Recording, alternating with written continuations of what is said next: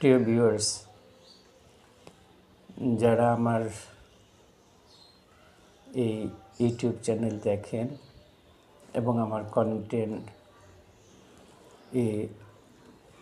আলোচিত বিষয় আপনারা শুনে আপনাদের সবার প্রতি শুভেচ্ছা এবং ভালোবাসা জানিয়ে আজকে আমি আমার আলোচনা শুরু করছি। আজকে আমি আপনাদের সাথে শেয়ার করার জন্য যে বিষয়টি বেছে নিয়েছি তা হলো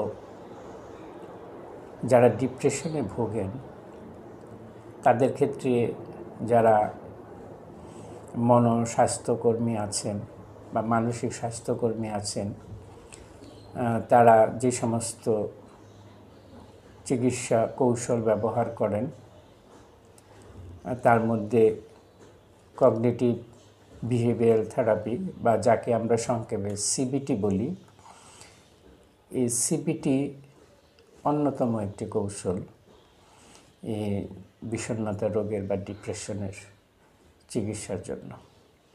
অর্থাৎ মনোসামাজিক বা আমরা সাইকোথেরাপি বলতে যা বুঝি তারই একটি কৌশল হলো সিবিটি বা কগনিটিভ বিহেভিয়ার থেরাপি। আজকে আমি আপনাদের সাথে এই সিবিটি ডিপ্রেশন রোগের ক্ষেত্রে যারা মানসিক স্বাস্থ্যকর্মী আছেন তারা কিভাবে এই কৌশলটি চিকিৎসা ক্ষেত্রে ব্যবহার করেন কিংবা যাদের নিয়ে কাজ করেন তাদেরকে সহযোগিতা করার জন্য যে ধাপ বা যে পদ্ধতি ব্যবহার করেন সে বিষয়ে খুব সংক্ষিপ্ত পরিসরে খুবই অল্প কথায় আমি একটু আজকের আলোচনায় তুলে ধরতে চাই, যাতে আমরা যারা নিজেরা ডিপ্রেশনে ভুগছি কিংবা আমাদের পরিচিত জনের কারো মধ্যে যদি ডিপ্রেশন লক্ষ্য করা যায় তাহলে আমরা যেন তাদেরকে এই চিকিৎসা কৌশলের কিছু ধারণা কিংবা প্রয়োজনে যদি সম্ভব হয় আমরা যাতে কিছু কথা আমরা নিজেরা শেয়ার করতে পারি কিংবা আমরা একটু ধারণা নিয়ে রাখতে পারি যে এই বিষণ্ণতা কিংবা অন্য যে কোনো মানসিক সমস্যার ক্ষেত্রে বিশেষ করে যাদের জন্য সাইকোথেরাপি প্রযোজ্য তাদের ক্ষেত্রে আমরা এই কৌশলগুলো ব্যবহার করতে পারি। সেই লক্ষ্যেই আমি খুবই সংক্ষিপ্ত পরিসরে তুলে ধরছি, যদিও এটি আমাদের কাজ নয়, এটি মূলত যারা এই কৌশল এই চিকিৎসা পদ্ধতি নিয়ে যারা কাজ করেন তারা এটি যথাযথভাবে মানসম্মত কিংবা কোন ব্যক্তির ক্ষেত্রে কোন ধরনের সমস্যার ক্ষেত্রে এই চিকিৎসা পদ্ধতি কার্যকরী তারা ভালো বলতে পারেন এবং তারা সেভাবে কাজ করেন। তারপরও আমাদের একটু জেনে নিতে সমস্যাকে আমরা একটু ধারণা নেই যে এই সিবিটি নিয়ে যারা কাজ করেন তারা কি ধাপগুলো কিংবা কিভাবে তারা প্রয়োগ করেন সে বিষয়ে সম্পর্কে একটি প্রাথমিক ধারণা। তাহলে চলুন ভিউয়ার্স, আমি আজকে আপনাদের সাথে একটু শেয়ার করি। আর শেয়ার করার জন্য আমি অন্যান্য দিনের মতো আজকেও শিরোনাম হিসাবে এভাবেই শুরু করতে চাই, how can we apply cognitive approach for depression. এ সম্পর্কে বলতে যে যারা এই কগনিটিভ বিহেভিয়ার থেরাপি নিয়ে কাজ করেন তারা যা বলতে চেয়েছেন তা হলো The cognitive approach incorporates deductive work, cognitive restructuring, and behavioral techniques. অর্থাৎ কগনিটিভ অ্যাপ্রোচ বা কগনিটিভ যে পদ্ধতিটি আছে এটা অনেকগুলো কৌশল কিংবা অনেকগুলো মেথডের একটা সমন্বিত রূপ। যেমন ডায়াডেকটিভ ওয়ার্ক মানে হলো শিক্ষামূলক, কগনিটিভ রিস্ট্রাকচারিং আমাদের জ্ঞানগত জগতের পুনর্গঠন, এবং বিহেভিয়ারাল টেকনিক্স আচরণগত কৌশল। এই তিনটি কৌশলের সমন্বিত রূপ হলো কগনিটিভ অ্যাপ্রোচ, এটা তারা বলতে চেয়েছে। Didactic work involves explaining the theory to the client.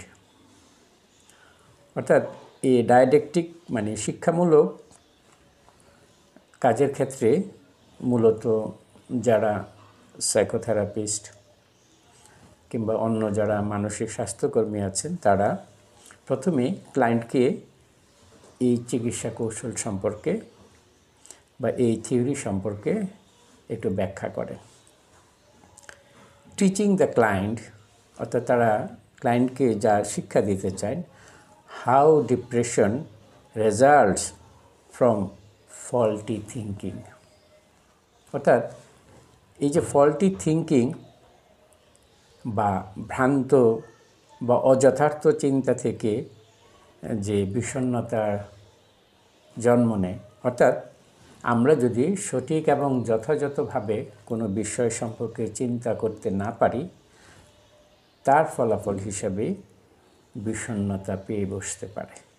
এটি তারা বলতে চাচ্ছেন যে হাউ ডিপ্রেশন রেজাল্টস, অর্থাৎ এই ফলাফল ফ্রম দ্য ফল্টি থিঙ্কিং। এটা প্রাথমিক পর্যায়ে এই ব্যাখ্যাটাই মূলত সাইকোথেরাপিস্টরা তাদের ক্লায়েন্টকে বলে থাকেন। কগনিটিভ রিস্ট্রাকচারিং ইনভলভস এ মাল্টি স্টেপ অ্যাপ্রোচ। দ্বিতীয় জায়গাটায় যেটা তারা বলতে চেয়েছে সেটা হলো যে আমাদের জ্ঞানগত পুনর্গঠনের জন্য যে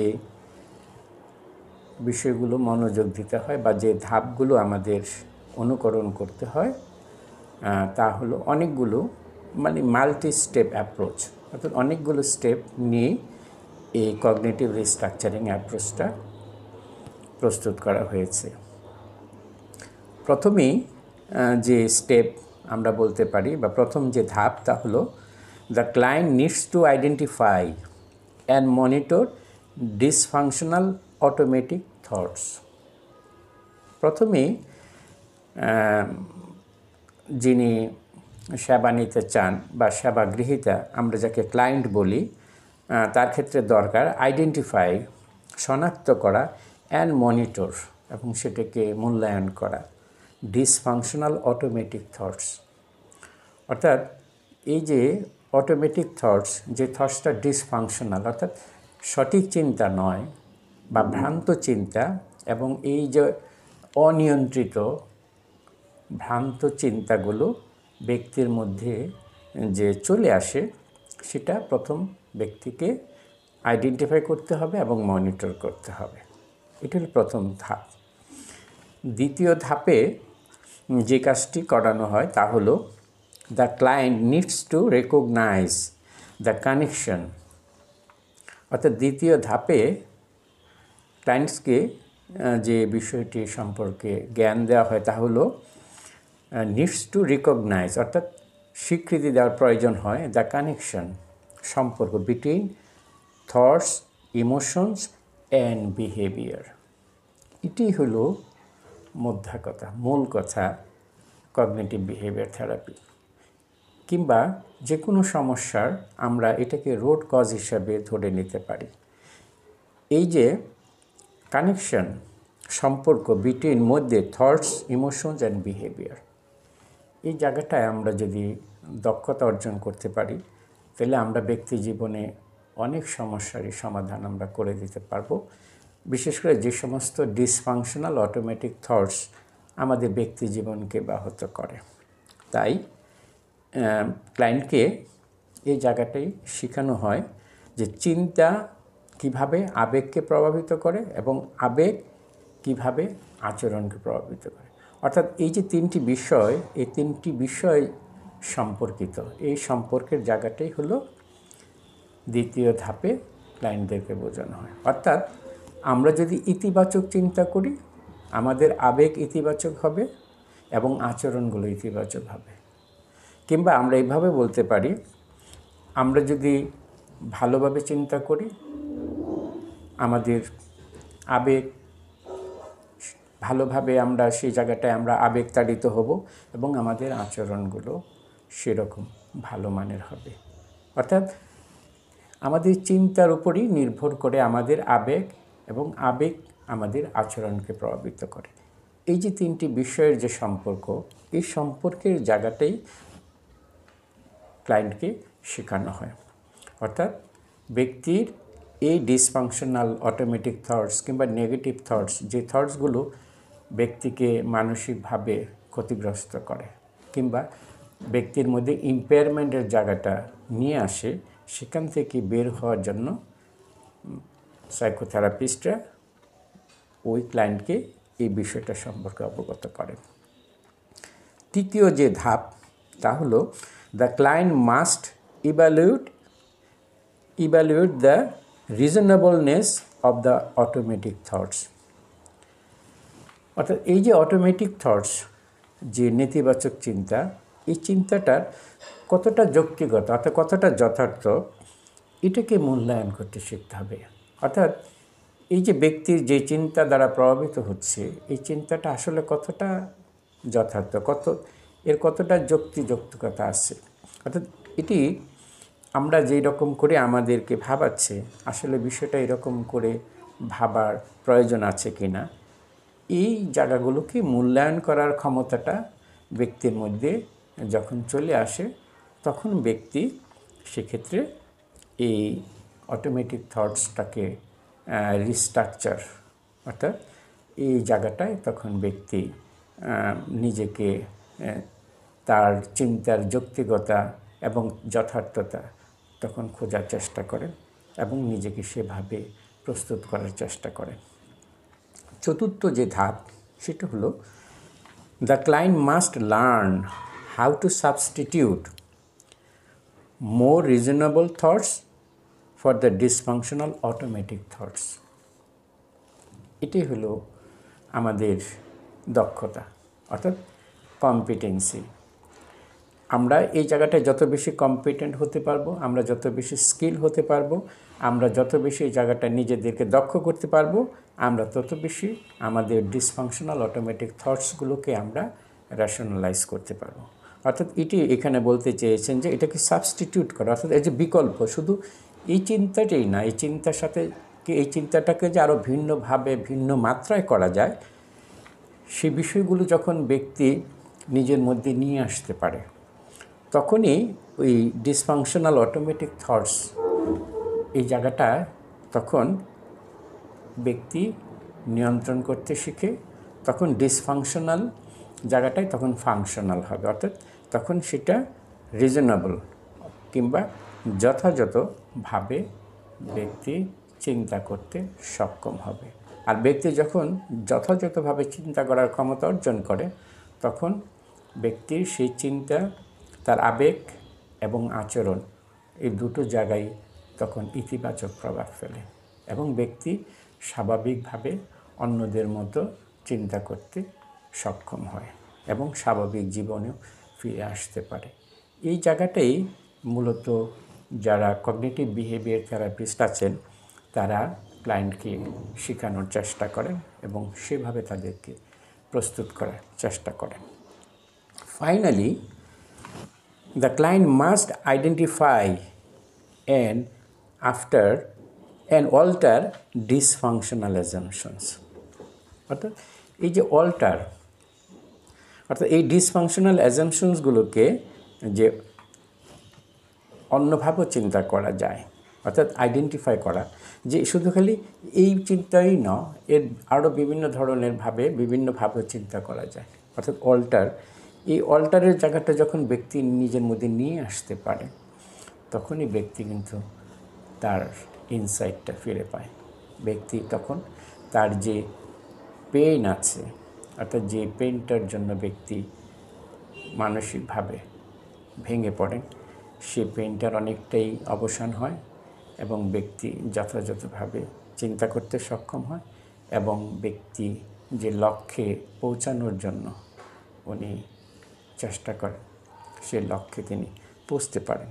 অর্থাৎ আমাদের এই জায়গাটুকু পর্যন্ত আমাদের মনোযোগ দিতে হয় এবং ক্লায়েন্টকে দক্ষ করে তুলতে হয় একজন থেরাপিস্ট হিসাবে। অর্থাৎ ব্যক্তি যখনই বিকল্প চিন্তা করার ক্ষমতা অর্জন করতে পারে, তখনই ব্যক্তি রেমেডি পায়, রেমিশন পায়। ব্যক্তি তখন নিজের মধ্যে স্বস্তি ফিরে পায়। আর স্বস্তি ফিরে পাওয়ার মানেই হলো ব্যক্তি নিজেকে কর্মক্ষম করে গড়ে তুলতে পারে এবং নিজেকে স্বাভাবিক এবং সুস্থভাবে জীবনযাপনের জন্য নিজের মধ্যে সেই দক্ষতাগুলো তারা নিয়ে আসতে পারে। ইন আদার ওয়ার্ডস, আমরা আরও অন্যভাবেও বলতে পারি, the therapist attempts to break down the maladaptive thinking patterns that underlie the depressed individual's negative emotions. এই যে ম্যালঅ্যাডাপটিভ থিঙ্কিং যেগুলো, অর্থাৎ অসঙ্গতিপূর্ণ যে সমস্ত চিন্তা, এই প্যাটার্নটাকে তারা যে দায়ী করা হচ্ছে সাধারণত এই ডিপ্রেসড ইন্ডিভিজুয়াল নেগেটিভ ইমোশনের জন্য। এই জায়গাটায় ব্যক্তিকে আমরা যত বেশি আমরা তাদেরকে এই জায়গাটায় দক্ষ করতে পারবো, অর্থাৎ এই জায়গাগুলো যত বেশি তারা ভাঙতে পারবে, অর্থাৎ এটি বলতে চেয়েছে the therapist attempt to break down, অর্থাৎ এগুলো ধাপে ধাপে ভাঙার বা ছোটো করে নিয়ে আসার বা আরও এগুলো ক্ষুদ্র পরিসরের বিষয়গুলো দেখার একটা মানসিক শক্তি যখন ব্যক্তি ফিরে পায়, তখন সেই তার যে ম্যালঅ্যাডাপটিভ থিঙ্কিংয়ের প্যাটার্নটা আছে, সেই প্যাটার্নটার যেটা তার জন্য কি দায়ী, underlie the depressed individual negative emotions, অর্থাৎ নেতিবাচক আবেগের জন্য যে বিষয়গুলো দায়ী, সেই বিষয়গুলো তখন এখানে ব্যক্তি নির্ধারণ করতে পারে এবং সেগুলো ধাপে ধাপে ভেঙে সেখানে ব্যক্তি সঠিক এবং যথাযথ চিন্তা পুনঃস্থাপনের মতো মানসিক শক্তি অর্জন করার সক্ষমতা তারা ফিরে পায়।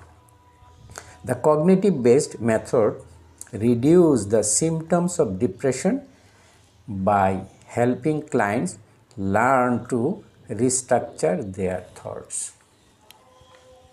অর্থাৎ এই যে থটসটের তাদের যে চিন্তাটার যে রিস্ট্রাকচার করা, নতুন বা পুনঃ কাঠামো দেওয়ার যে ক্ষমতা, নতুন করে চিন্তা করার যে ক্ষমতা ব্যক্তি যখন অর্জন করতে পারে, তখনই ব্যক্তির সেই ডিপ্রেশনের অনেক সিমটমগুলো থেকে থেকে ব্যক্তি নিজেকে মুক্ত করতে পারে। এটুকুই তারা এখানে বলতে চেয়েছেন যে আমরা কিভাবে যারা বিষণ্ণতায় ভোগে, অর্থাৎ ডিপ্রেশনে যারা ভোগেন, তাদেরকে আমরা সহযোগিতা করতে পারি। অর্থাৎ এই ডিপ্রেশনের মূল কথাটাই হলো যে চিন্তা, আবেগ এবং আচরণ, এই তিনটির মধ্যে আমাদের যে সম্পর্কের জায়গা, সেই সম্পর্কের জায়গাটা যখন ব্যক্তি উপলব্ধি করতে পারে, তখনই ব্যক্তি সেখান থেকে নিজেকে মুক্ত করার জন্য চেষ্টা করে। অর্থাৎ ব্যক্তি এতদিন পর্যন্ত যে সমস্ত নেতিবাচক চিন্তাগুলো দ্বারা প্রভাবিত হতো, নিয়ন্ত্রিত হতো, সেই জায়গাটা ব্যক্তি যখন ধাপে ধাপে ইতিবাচক চিন্তা করার ক্ষমতা নিজের মধ্যে আনতে পারে, তখনই ব্যক্তি আস্তে আস্তে নিজের সে বিষণ্ণতাটা কাটিয়ে ওঠার জন্য অনেক ক্ষেত্রে সক্ষম হয়। এটুকুই এই কগনিটিভ বিহেভিয়ার থেরাপির আজকের আলোচনার জন্য আমি আপনাদের সামনে তুলে ধরতাম। এই চিকিৎসা কৌশল সম্পর্কে আরও অনেক, এর ব্যাপকতা অনেক, এর প্রয়োগও বিভিন্ন মাত্রায় হয়ে থাকে। যিনি এই কগনিটিভ বিহেভিয়ার থেরাপি নিয়ে যারা কাজ করেন তারা এই বিষয়টি সম্পর্কে আরও ভালো জানেন, কিভাবে প্রয়োগ করতে হবে, কিভাবে ক্লায়েন্টকে এই থেরাপির মাধ্যমে সহযোগিতা করতে হবে, সেটা তারা আরও যথাযথভাবে বিষয়টা তারা জানে এবং তারা প্রয়োগ করে থাকে। আমরা মূলত একটু বোঝার জন্য আমরা এই বিষয়টা তুলে ধরেছি। আশা করছি আপনারা যারা এই সিবিটি সম্পর্কে একটু ধারণা নিতে চান তারা আমার এই অল্প কথায় কিছুটা হলেও বুঝতে সক্ষম হয়েছেন। ভালো থাকবেন। চিকিৎসার প্রয়োজন হলে আমরা অবশ্যই এই বিষয়গুলো নিয়ে যারা কাজ করেন আমরা তাদের সহযোগিতা চাব। আমরা মানসিক স্বাস্থ্যকর্মী সহযোগিতা চাব এবং তাদের সহযোগিতা নেব। নিজের মধ্যে মানসিক সমস্যা লুকিয়ে রাখবো না, কারণ আমরা মানসিক সমস্যা যত লুকিয়ে রাখবো মানসিক সমস্যা আমাদেরকে তত বেশি আমাদের ক্ষতির দিকে নিয়ে যায়। তাই মানসিক সমস্যা উত্তরণের জন্য আমরা যথাযথভাবে ভূমিকা রাখব। আমরা মানসিক স্বাস্থ্যের যত্ন নেব, মানসিক স্বাস্থ্য সম্পর্কে সচেতনতা আমরা গড়ব। মানসিক স্বাস্থ্য সম্পর্কে যত বেশি সচেতন হব আমরা তত বেশি মানসিক সংকট থেকে নিজেদেরকে মুক্ত করতে পারব। আবার দেখা হবে অন্য কোনো প্রসঙ্গ নিয়ে। সে পর্যন্ত সবাই ভালো থাকবেন।